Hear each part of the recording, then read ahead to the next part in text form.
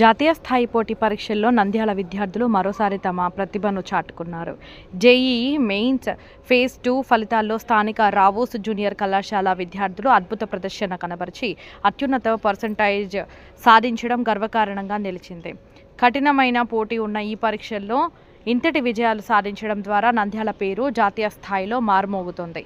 ఈ సందర్భంగా ప్రతిభ కనబరిచిన విద్యార్థులను రాష్ట్ర స్థాయి న్యాయ మరియు మైనారిటీ సంక్షేమ శాఖ మంత్రి ఎన్ఎండి ఫరూక్ తన క్యాంపు కార్యాలయంలో ప్రత్యేకంగా అభినందించి ఘనంగా సన్మానించారు.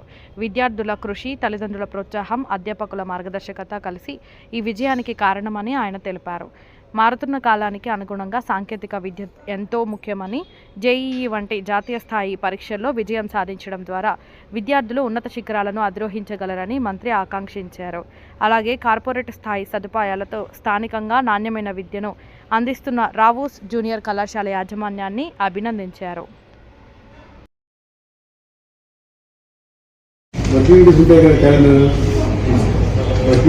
గవర్నమెంట్ ఇస్తుంది కదా,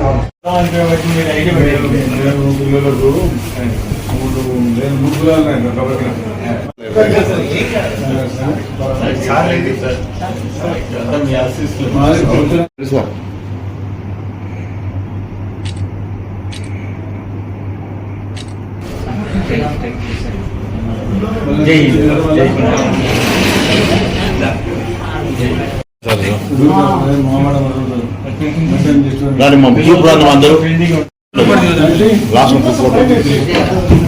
పిల్లలంతా